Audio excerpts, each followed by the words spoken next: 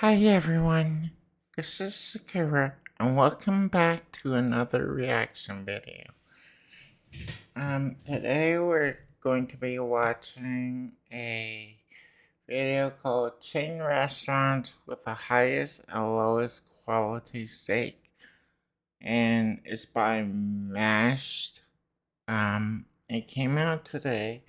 I haven't watched it yet, so we're going to watch it together.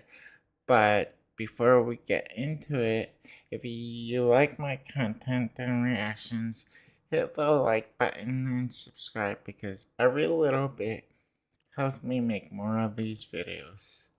With that said, let's get started. In the world of steak, you get what you pay for. I love steak. Now, these days, I mainly cook steak by myself because I don't want to spend like $50 or $100 to get a steak, but occasionally I will, go to a restaurant and order steak. Most of the time. Based on the beef quality at some of these restaurants, you might wind up getting an overpriced hockey puck instead of well-cooked meat. If you're looking for top-of-the-line ambiance alongside your top-of-the-line... I've been to Fogo de Chao. It's a Brazilian, steakhouse, but it's expensive. Beef, Fogo de Chao is just the place. This Brazilian steakhouse only sources meat from vendors that follow strict guidelines when it comes to animal welfare. It keeps an eye on everything from how its ranchers protect their animals' health to their suppliers' sustainability practices. My dad gave me my first Gaúcho knife. He said very proudly, "This is not for cutting, this is for creating." The chain even participates in the national and global roundtables for sustainable beef and ensures every one of its ranchers meets the standards required by the National Cattlemen's Beef Association. Meanwhile, it's expensive, but it's very, very good. And it's not only steaks, it's all different kinds of meat that they have at Fogo.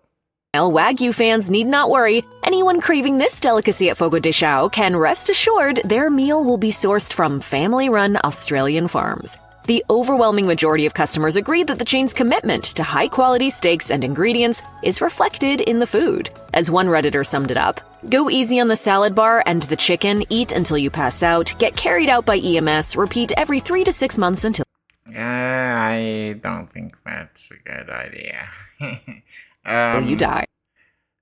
Definitely eat, eat as much as you want, but don't eat so much that, you'll have to be carried out. Yeah. Others claim Fogo made them the best meal they've ever had. While that's surely up to the individual. No, Fogo is good, but I've had better.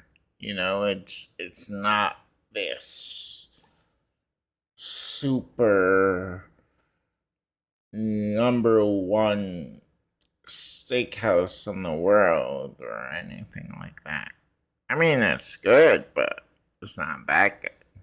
With a huge menu and welcoming staff, you're almost guaranteed a stellar steak experience at Fogo de Chao. And then you discover what a masterpiece tastes like.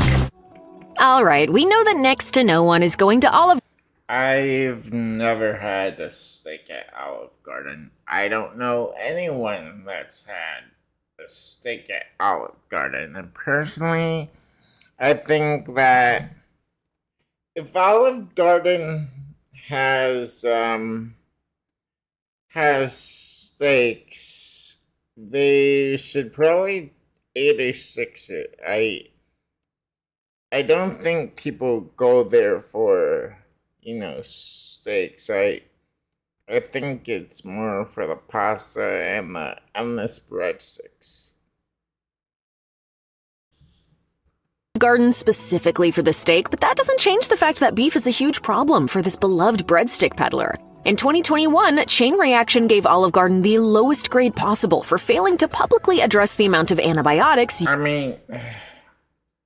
personally, I don't care about the antibiotics and steroids and any of that.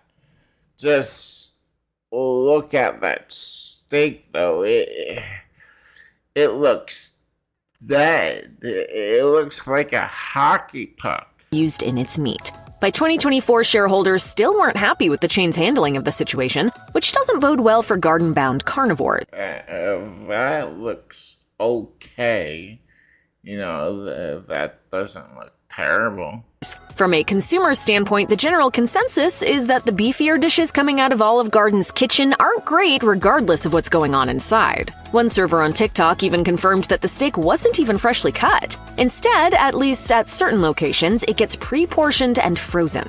This isn't too surprising given there are repeated complaints online stating the chain steaks are too gristle-heavy and hard to chew. Even some pretty avid Olive Garden fans were quick to disavow the chain steak on Reddit, though a change could be coming. In September 2024, the chain announced a menu reboot that would see the return of its steak Gorgonzola Alfredo. This edition may have finally forced higher-ups to address its meat maladies, but still, order at your own risk. Longhorn. I'd say if you're going to Olive Garden, don't order the steak. Just order pasta, okay? Go what they're known for. A taste of Italy or a lasagna or something like that, you know? Just go there for that. Steakhouse was always envisioned as a place where customers could get great steak. I've had Longhorn Steakhouse before. It's really good. Without spending a fortune. And it seems to be pulling that off. On Yelp, a Longhorn representative confirmed that every one of the chain's steaks were made of grass-fed, grain-finished, never-frozen USDA choice meat. No, I haven't had a restaurant steak in a while. Last time I had a restaurant steak was when I was visiting Canada. And the quality of the meat is only backed up by the quality of the team cooking it. Longhorn trains a team of grill masters for each location to ensure every customer who orders a steak gets one perfectly tailored to their cravings. That work seems to be paying off, as customers all over social media confirm that the chain's commitment to its beef is undeniable. Some say it's... I mean, the name of the restaurant is the Longhorn Steakhouse. If the steak isn't good, add a nameless steakhouse on it, that's not good. our flavor-packed signature seasonings. Some say it's how we pair them with our juicy, tender steaks. Across the nation, Longhorn visitors praise the restaurant for its perfect sears and reliable quality. If you're looking for a delicious steak dinner at a reasonable price, you might not find a better option.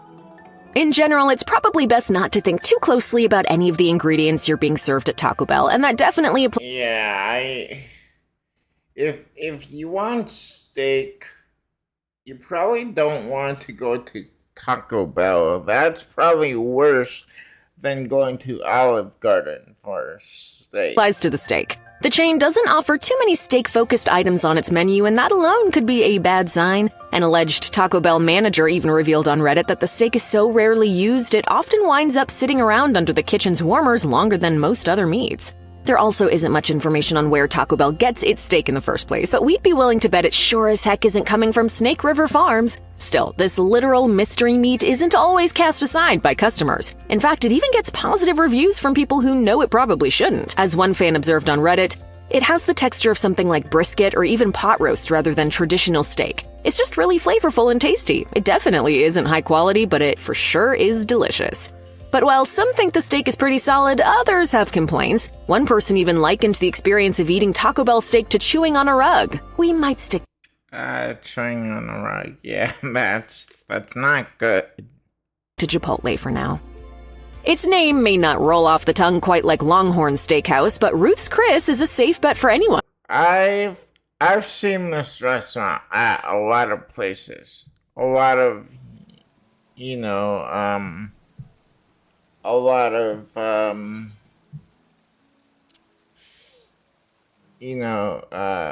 famous places like casinos and things like that. I've never eaten there before because it's pretty pricey from what I've heard. Looking for a high-quality steak. This chain sources USDA prime and choice cuts of the highest quality from Midwestern suppliers that adhere to very strict quality standards. Yeah, I usually buy USD Prime or USD Choice. And I buy it at Walmart. And it's pretty good, you know?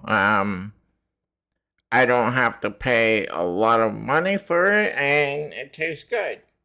And that's before the beef even gets to the store. Additionally, Ruth's Chris puts a heavy emphasis on marbling, so you can expect most cuts you order to be perfectly fatty and tender, especially after going through the chain's 28-day aging process. Then, all that flavor is beautifully tied together as the meat's seared to perfection in a broiler at 1800 degrees Fahrenheit.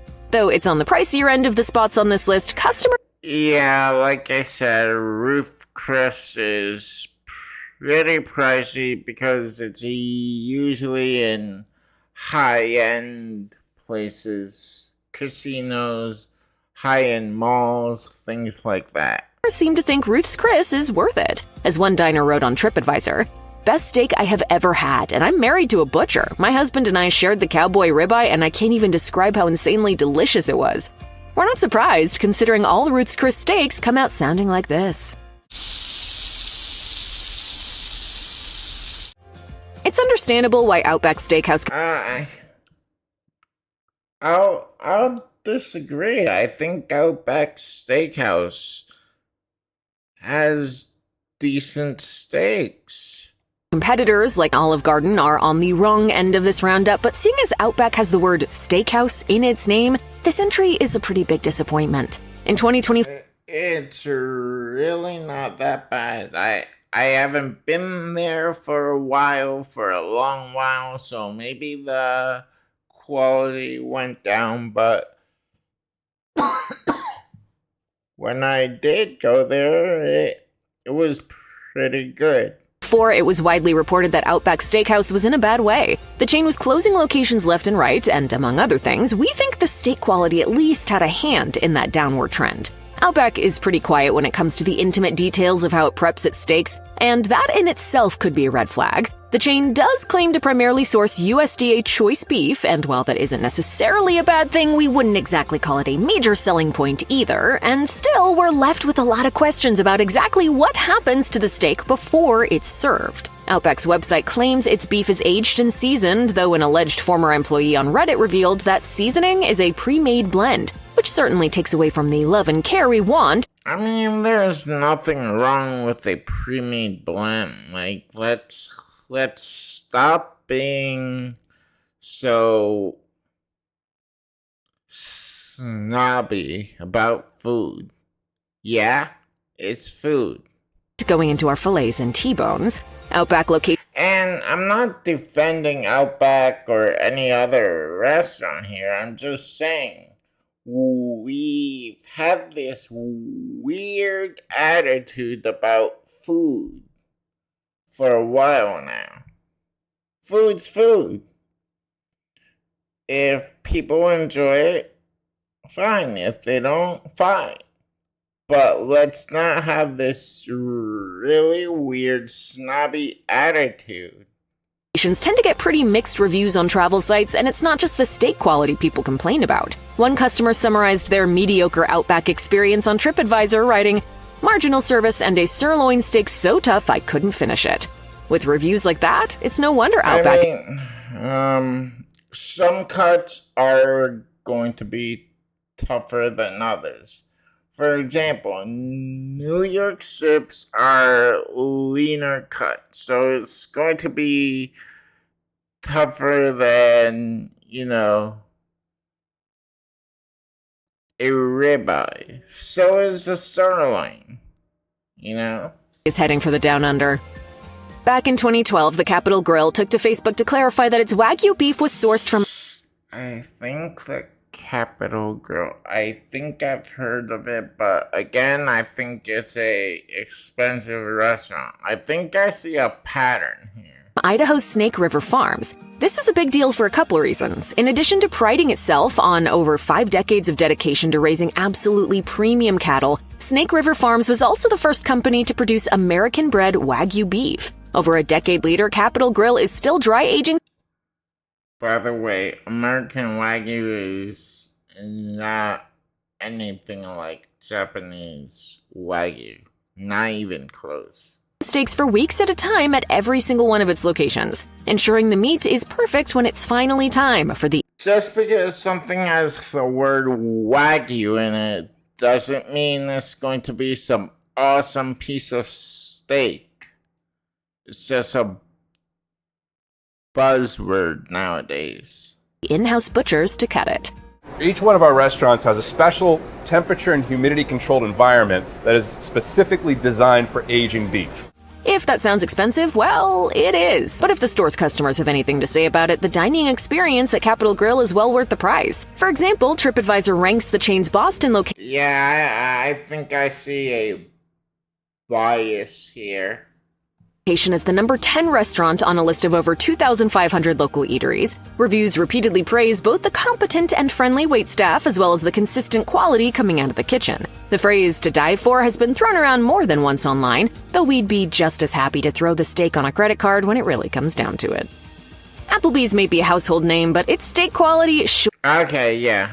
There's definitely a bias. The bias here is expensive restaurants have the best steaks, and these fast casual restaurants have really crappy steaks. Look, these high-end restaurants are able to afford higher priced steaks.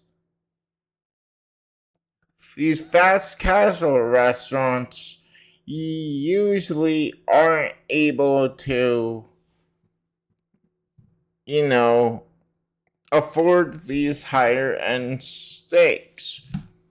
The higher end restaurants charge like $200 or $300 for 2 people, sometimes even for 1 person.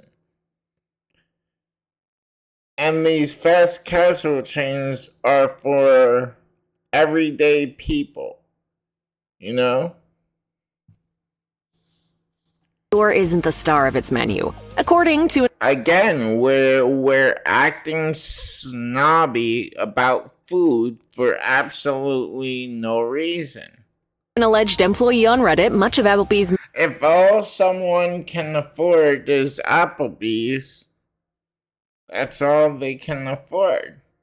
We shouldn't shame them or shame these restaurants or say, oh, their steak is shit, so you shouldn't eat over there. No.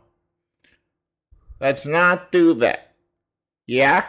Menu arrives at the restaurant frozen, and if that's the case with the steak, then the chain's already starting off on the wrong foot. Applebee's may have attempted to address this issue back in 2016 when it started using wood-fired grills and serving hand-cut steaks, but customers have been less than impressed by the results of that upgrade. When one heartbroken Reddit user posted a picture of their rather sad-looking steak, few commenters had anything good to say about their own experience with Applebee's beef. However, one did at least have some suggestions for improving it, writing, "Lay a lukewarm tennis racket across a rectangular hamburger patty and stick it all in the microwave." I probably wouldn't do that. Excuse me, I think my steak is overcooked. This is Applebee's. It definitely was overcooked. Part of the problem is that Applebee's sources USDA Select Meats, which is the lowest grade that's typically sold as a retail cut. Anything lower tends to get processed into other products like ground beef or cold cuts. Select cuts are generally leaner, less tender, and overall less enjoyable than Prime and Choice. Regardless of whether or not it comes frozen, there's only so much the kitchen staff can... I've had Prime and Choice cuts that were definitely terrible, and I've had Select that were decent. So let's not, do that. do if they're starting off with such an underwhelming cut. Plus, Applebee's isn't much better than Olive Garden in terms of its antibiotic use. The 2021 Chain Reaction Scorecard did improve the chain's grade from an F to a D, but that's not exactly giving us faith that Applebee's beef has improved much in recent years. But if you really want to just eat steak, I'd suggest, rather than eating at a super expensive restaurant like Ruth Chris's Steakhouse or Capital Grill or any pretentious restaurant like that, or a fast casual restaurant, I'd say just cook your own steak at home. It'll be just as good as going out to a steak restaurant, and you won't be paying a whole lot of money for it. Steak 48 might be one of the classier restaurants on this roundup, but it serves the steak to match. Despite what its name may suggest, there are only a handful of Steak 48 locations in the world, and it's clear that the small chain embraces. Yeah, because it's also Steak 48 is probably also another expensive, pretentious restaurant. Again, like I said, these high-end restaurants can afford the highest of grades of steaks. These fast casuals restaurants cannot. But that does not mean that you shouldn't go to a fast casual restaurant. Definitely, if you want to take a night off from cooking or something, it's okay to order from a fast casual restaurant. Quality over quantity mentality. So what makes it so good? For starters, Steak 48 is open about its commitment to sustainability and quality. In addition to providing its diners USDA choice cuts, it also serves in-demand beef varieties like American and Australian Wagyu, alongside Japanese A5 Kobe beef. With such a premium... Okay, Japanese A5...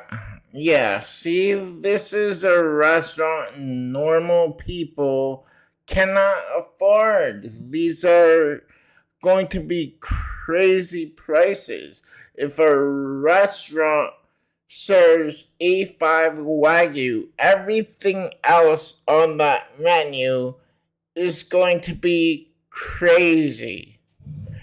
Don't get drawn into these influencer, I can have the best steak kind of things. Don't get drawn into that. Selection, it's no surprise Steak 48 gets killer reviews. TripAdvisor ranks the Chicago location the 35th best restaurant of almost 9,000 in the area. Among praise for the meat's tenderness and the restaurant's vibe on TripAdvisor, one happy customer summed up their experience by writing, "Not just a dinner, but an event, one to write home about." When you look around online, you'll see phrases like thick cut and 100% USDA ribeye. Yeah, this is definitely a video about bias, these magazines love to praise these magazines or quote food influencer YouTube channels love to praise expensive restaurants and shit on cheaper, lower priced restaurants. Choice sirloin scattered throughout. Eat what you want to eat. Don't worry about what some influencer says, what some food channel says, what some magazine says. Eat what you want. Enjoy yourself. Chili's menus. Now, we're not here to tell you whether those particular cuts are worth your time or money, but if those claims are accurate, then that means Chili's is at least starting off with some pretty decent beef. Unfortunately, where this widely loved chain falls flat isn't necessarily its steak sourcing so much as the preparation. You don't need to look hard to find posts from Chili's customers who were disappointed by their steaks. Across travel websites and Reddit, you'll find complaints about steaks coming out at the wrong temperature, being too tough to eat, or reports that the beef... I mean, we're not hiring, top chefs to work at these restaurants. Like, that's what people don't get. Cooks at these restaurants may have absolutely zero food experience. They may not cook at home. Maybe they're a home cook, but they're not, working at Michelin star restaurants or anything like that. So they may not know the correct techniques and things like that, Cuts came out way smaller than the menu advertised. In fact, Chili's steak game is so subpar that the company itself has tracked how poorly its kitchen staff handles this particular section of its menu. CEO Kevin Hochman admitted to Business Insider that the chain loses upwards of $6 million per year just from customers sending their steaks back to the kitchen. Though, in fairness, he's also attempted to get in front of this issue, which is more... I mean, if they hired more experienced chefs, then the quality would probably go up. But those higher quality chefs would be asking for, high 5-figure, 6-figure salaries. These restaurants cannot afford that. More than we can say about some of the other spots on this list. In early 2023, Chili's announced it was testing high-tech grills specifically designed to cook a steak to a perfect medium temperature in just 3 minutes. If it works, that new tech could wind up saving Chili's millions. In the meantime, we'll stick to the finger foods and margaritas. Okay, so... that was a interesting video. It shows that channels like Mashed and all these food review channels and websites and magazines and influencers, they are obviously biased, and they think only expensive restaurants are good and cheap restaurants are bad. And all I have to say is eat wherever you want. Stop being weird about food.